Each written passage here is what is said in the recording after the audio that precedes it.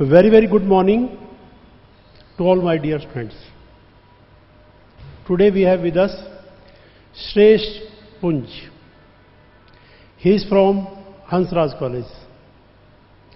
He was our student in CA Foundation. He scored 326 out of course 400. मेरा purpose इनको interview करने का है कुछ पॉजिटिव मैसेज स्टूडेंट कम्युनिटी को दिए जाए। मैं कितने भी पॉजिटिव मैसेज दूं, मेरी बात उतना इंपैक्ट नहीं करेगी जितनी बात एक स्टूडेंट की इंपैक्ट करेगी। इसलिए स्टूडेंट से ही हम पूछेंगे वो सब बातें जो आप जानना चाहते हो। सबसे पहले श्रेष्ठ, मेरा पहला क्वेश्चन है, आप लगभग हर दिन कितने आवर्स स्टडी करते थे? क्योंकि कुछ बच्चों को लगता है सारा दिन पढ़ते होंगे, भाई ये बच्चे तो वो हैं। वो श्रेष्ठ ही आपको बताएगा कितने आवर्स पढ़ते थे, कैसे पढ़ते थे, कंसंट्रेशन से पढ़ते थे, बिना कंसंट्रेशन के पढ़ते थे, एंजॉय करते थे, नहीं एंजॉय करते थे। तो श्रेष्ठ प्लीज आप बताइए। So sir, number of hours का ये होता था कि जब मेरी क्लासेस चलती थी 14 जनवरी से मेरी क्लासेस स्टार्ट हुई थी फॉर जुलाई अटेम्प्ट के लिए, जो जुलाई में हुआ था। अच्छा, 14 जनवरी को आपने एडमिशन लिया? हाँ, ठीक है, वेरी गुड। तो स्टार्टिंग में क्या होता था, तो स्टार्टिंग में मैं कोशिश करता था कि मैं रेगुलरली क्लासेस लूँ, डेली की 1 क्लास में तो लूँ, मतलब कोई भी मिस ना करूँ, इवन ऑन वीकेंड। तो पहले तो उसके साथ साथ फिर मैं अराउंड 1 to 2 आवर्स स्टार्टिंग में मैंने पढ़ा था। 1 to 2 आवर्स इसलिए मैंने पढ़ा था ताकि मैं क्लास लूँ, उसके बाद क्लास रिवाइज करूँ, अगली लेने से पहले मेरे को पता हो कि क्या हुआ है क्लास में। तो स्टार्टिंग में 1 to 2 आवर्स हुआ था, बट जैसे जैसे पास आ रहा था, जैसे मार्च में, तो मैंने साथ साथ पढ़ना और थोड़ा कर दिया था, 3 to 4 आवर्स कर दिया था क्लास के साथ साथ। तो सर जैसे जब मेरी क्लासेस ख़त्म हो गई थी, मतलब पूरे मेरे लेक्चर्स ख़त्म हो गए थे, तो उसके बाद मैंने अराउंड 8 to 9 आवर्स की स्टडी करी थी जब ऑलमोस्ट एग्जाम्स आने वाले थे। तो 8 to 9 आवर्स डेडिकेटेड स्टडी करी थी, जिसमें सारे मैंने अपने कॉन्सेप्ट्स क्लियर रखे थे और पूरा किया था उसमें। देखिए, श्रेष्ठ का कहना है स्टार्टिंग में तो लेक्चर के हिसाब से चले, भाई 1 लेक्चर डेली देखो या 2 लेक्चर डेली देखो, जितना मैक्सिमम हो सकता है। बाद में जैसे जैसे एग्जाम नजदीक आते हैं, then he was totally dedicated to studies. तो आपके लिए एक मैसेज ये है, एग्जाम से कुछ समय पहले प्लीज अच्छे से पूरा समय लगाइएगा, अच्छे से डेडिकेट करिएगा और फिर आप प्रोसीड करिएगा, कंसंट्रेशन से पढ़िएगा, एंजॉय करिएगा।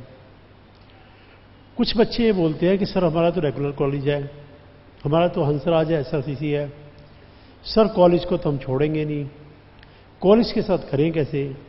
श्रेष्ठ हंसराज कॉलेज से है, वो कॉलेज के साथ कैसे मैनेज करते हैं, मेरे बोलने की बजाय श्रेष्ठ आपको बड़े अच्छे तरीके से बता सकता है। तो श्रेष्ठ हमारे स्टूडेंट को बताइए, आप कॉलेज के साथ कैसे मैनेज करते हो सब कुछ? सर जैसे हंसराज कॉलेज में अटेंडेंस का भी बहुत होता है, तो कॉलेज की क्लासेस भी लेनी होती है। तो जैसे सेमेस्टर 1 में था तो थोड़ा तब लाइट था, तो जैसे जैसे जनवरी में हुआ था तो मैं क्लासेस कॉलेज की लेता था, रेगुलरली लेता था। बट जैसे शाम का जब समय, क्योंकि कॉलेज की क्लासेस 2 बजे के अराउंड ख़त्म हो जाती थी, तो उसके बाद का टाइम मेरा फ्री होता था, अराउंड 11-12 एट नाइट तक फ्री होता था। तो उसमें मैं 1 लेक्चर लेने की कोशिश करता था, और जिस दिन कॉलेज की क्लासेस नहीं होती, जैसे वीकेंड में मेरा कॉलेज ऑफ होता है, तो उस दिन मैं 2 लेक्चर्स लेने की कोशिश करता था। तो स्टार्टिंग में तो ये मैनेज हो गया। मार्च के महीने में जब OB एग्जाम्स हुए थे कॉलेज के, तो उसमें कॉलेज को मैंने थोड़ा ज़्यादा प्रेफरेंस दी थी, और CA का भी मैं पढ़ता था, लेक्चर्स नहीं लेता था उस समय मैं, बट मतलब 1 to 2 आवर्स की स्टडी निकालने की कोशिश करता था, जिसमें मैं पुराना अपना बैकलॉग कोई है तो वो कवर कर लूँ, या आगे मेरा कुछ पढ़ने का मन है तो मैं CA से रिलेटेड वो पढ़ लेता था।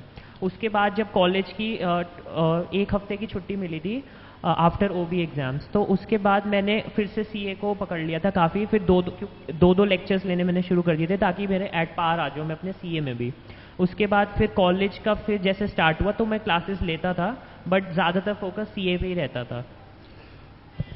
श्रेष्ठ का ये कहना है टाइम मैनेजमेंट, जो इन्होंने बताया वो एक्सीलेंट एग्जाम्पल है टाइम मैनेजमेंट का। इन्होंने ऑनलाइन क्लासेस ज्वाइन कर ली, जब कॉलेज है ठीक है, बाकी सब टाइम बैठ के स्टडी कर रहे हैं, जिस दिन कॉलेज ऑफ है उस दिन ज़्यादा स्टडी कर रहे हैं। तो जो रेगुलर कॉलेज वाले बच्चे हैं, बहुत अच्छा तरीका है, जब कॉलेज है भाई कॉलेज, वरना अपना स्टडी करो। तो क्या श्रेष्ठ जब ऑनलाइन क्लासेस होती है गूगल ड्राइव पेन ड्राइव, क्या उसमें वो फेस टू फेस क्लास वाली फील रहती है या फील नहीं रहती है? सर जैसे 11th-12th में मैंने फेस टू फेस अपनी ट्यूशन क्लासेस ली थी स्कूल की, और उसके बाद मैंने सीए की गूगल ड्राइव क्लासेस ली थी। तो पहले मेरे अंदर भी ये था कि ऑनलाइन में शायद इतना वो नहीं आता होगा, बट जिस हिसाब से मैंने लिया तो बिल्कुल सेम एट पार, मतलब बिल्कुल वही फील थी कि जैसे फेस टू फेस है, जैसे वन ऑन वन फील आती है कि जैसे सर या मैम है वो हमसे डायरेक्ट बात कर रहे हैं, हमें ही समझा रहे हैं। वो मोटिवेट भी करते थे तो ऐसा लगता था हमें ही देख के कर रहे हैं। मतलब ये है कि जिन बच्चों के दिल में डाउट है, पता नहीं ऑनलाइन हमें समझ आएगा नहीं आएगा, तो श्रेष्ठ का कहना है ऐसी कोई बात नहीं है, आप शुरू से कॉन्फिडेंट रहे, आपको वही फील मिलेगी। श्रेष्ठ हमें एक बात बताइएगा कि एमकेजी में आपका जो कोचिंग था, आपको क्या लगता है कि आपको प्रॉपरली सब कुछ डिटेल में पढ़ाया गया, समझाया गया, सिलेबस प्रॉपरली कवर किया गया, आपके टेस्ट जो लेने लिए गए? क्योंकि कई जगह ऐसा होता है कि टेस्ट होंगे ये तो हर कोई कहता है, रियलिटी में होते नहीं है, या हो भी जाए तो मार्किंग नहीं होती। क्या हमने आपके प्रॉपर टेस्ट कंडक्ट किए? क्या हमने प्रॉपर आपकी मार्किंग की? क्या टेस्ट ने आपको हेल्प किया? ऐसा था कि मेरे को जब मैंने एडमिशन लिया था तो पहले ही मेरे को शेड्यूल मिल गया था कि आपके n नंबर ऑफ लेक्चर्स के बाद एक टेस्ट होगा, फिर उसके बाद फिर लेक्चर्स होंगे, उसके बाद एक टेस्ट होगा, फिर लेक्चर्स होंगे, फिर होगा। ऐसे मेरे 4 टेस्ट हुए थे स्टार्टिंग में। तो पहला मेरा टेस्ट था आफ्टर 16 लेक्चर्स के बाद। तो सबसे पहले तो मैंने 16 लेक्चर्स अपने कंप्लीट किए, उसके बाद मैंने वो टेस्ट दिया था। और टेस्ट जब मैंने दिया था, मॉर्निंग में मैंने दिया था, मेरे को याद है 14 फेब को मैंने अपना टेस्ट दिया था, संडे था उस दिन। और मतलब शाम को ही मेरे को पूरा रिजल्ट आ गया था, स्पेसिफिक मार्किंग के साथ, क्या मेरी गलती थी। मैथ्स का मेरे अलग मार्किंग के साथ मेरे टोटल नंबर आ गए थे, अकाउंट्स के मेरे अलग नंबर आ गए थे। तो वहीं से मेरे को पता चल गया था कि मेरी गलतियाँ क्या है, मैं कहाँ लैग कर रहा हूँ। पहला तो मेरे को वहाँ था। फिर जैसे जैसे मेरे लेक्चर्स हुए, जैसे आफ्टर 33 लेक्चर्स बाद था दूसरा, तो वो मैं देता गया। उसके बाद जब मेरे सारे लेक्चर्स पूरे हो गए तो एक टेस्ट सीरीज भी हुई थी हमारी, 2 टेस्ट सीरीज कंडक्ट करवाई गई थी in the month of July. वो मैंने पूरे अच्छे से दी थी और उसका रिजल्ट भी मेरे साथ आ गया था, टॉप रैंकर्स भी आ गए थे, हाईएस्ट कितने गए, मेरे कितने आए, मेरे को सब पता चल गया था। तो क्या आप कहना चाहेंगे कि एमकेजी का टेस्ट सिस्टम और टीचिंग स्टाइल आपके लिए बहुत सेटिस्फैक्ट्री था? हाँ जी सर, बिल्कुल सेटिस्फैक्ट्री था। कोई भी अगर मेरे को डाउट भी होता था टेस्ट में तो वो भी मैं मैम से पूछ लेता था, और वो ऑलमोस्ट उसी दिन मेरे को रिप्लाई कर देते थे कि मेरी क्या गलती है, क्या है। तो मेरे को सब पता था। मैं अपने टेस्ट रिजल्ट्स भी उनको भेजता था, तो वो बताते थे कि क्या मेरा रिजल्ट सही रहा है, कि क्या अगर मेरी कोई कमी है, तो वो सब भी मेरे को पता चल रहा था। श्रेष्ठ, देखो सभी बच्चों को तो इस तरह से मार्क्स आते नहीं है जैसे आपके आए हैं, कुछ बच्चे फेल भी हुए होंगे। तो जो बच्चे फेल हो गए वो कैसे आपकी तरह आगे बढ़े जोश के साथ, एंथुजियाज्म के साथ? तो क्या आप कोई कुछ बात उन बच्चों को कहना चाहेंगे जो बच्चे पास नहीं हो पाए हो, कि कैसे स्टडी करें, कैसे उनका टेम्परामेंट हो कि उनमें एक बार नई एनर्जी आ जाए? सर जैसे अगर मैं अपनी बात भी करूँ तो मैं भी दूसरे बच्चों को देखता था कि हाँ मैं मानता हूँ मेरे 326 आए, बट मेरे अंदर भी बहुत सारी एप्रीहेंशंस होती थी कि क्या हो पाएगा, क्या नहीं हो पाएगा, क्या मेरी तैयारी पूरी वगैरह है। तो ये डर हर बच्चे के मन में रहता है, और हमेशा ये रहता था कि क्या कुछ रह तो नहीं गया, क्या कुछ रह तो नहीं गया कि शायद ये चीज़ पढ़ लूँ ये ना आ जाए। तो मैं ये कहना चाहूँगा कि ये जो चीज़ है ना, ये हर बच्चे के साथ रहती है, और किसी भी बच्चे का ना कोर्स 100% सेटिस्फाइड उसको लगेगा ही नहीं कि उसका हो गया, हमेशा कहीं ना कहीं लगेगा कि है। तो बस इस केस में यही होता था कि मतलब मैं तो अपने पेरेंट्स से सपोर्ट करता था, पेरेंट्स ने बहुत सपोर्ट किया, मेरे फादर मदर ने। तो वो हमेशा ही कहते थे कोई बात नहीं, हो जाएगा, तेरी तैयारी पूरी है। और मैं सिस्टर भी मेरे को समझाती थी, मेरी एल्डर सिस्टर है, तो उनके साथ पूरे कॉन्फिडेंस के साथ मैं पेपर देके आता था। और पेपर देने के बाद मैं मतलब पेपर को देखता नहीं था मैंने क्या किया। कई बच्चों की ये भी आदत होती है कि वो आके चेक करते हैं कि ये क्या मैंने गलती तो नहीं कर दी, इसने क्या हुआ, तूने क्या लिखा था। तो मेरे हिसाब से ये एटीट्यूड जो है ये अवॉइड करना चाहिए। आपका जो हो गया वो बदल तो सकते नहीं, तो मैं अपना पेपर बस अपनी अलमीरा में रख के अगले पेपर की तरफ फोकस करता था। बस यही है कि कॉन्फिडेंस इज द की, और जितना कॉन्फिडेंस रहोगे वैसे आपका पेपर जाएगा।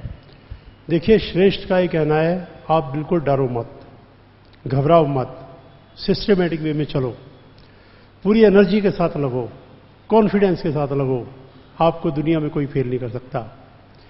तो these were the precious experience of Shresth we have shared with you. Now we shall give one trophy to Shresth तो हम ये कह सकते हैं श्रेष्ठ, आपने MKG की कोचिंग खूब एंजॉय की और आगे इंटर में भी आपने हमारे यहाँ एडमिशन लिया है। इंटर में भी हम आपको ऐसे सपोर्ट करेंगे और इंटर में भी हम आपको आगे बढ़ाएंगे और उम्मीद है इंटर में भी आप ऑल इंडिया में टॉप करके दिखाएंगे। Thank you so much. Thank you.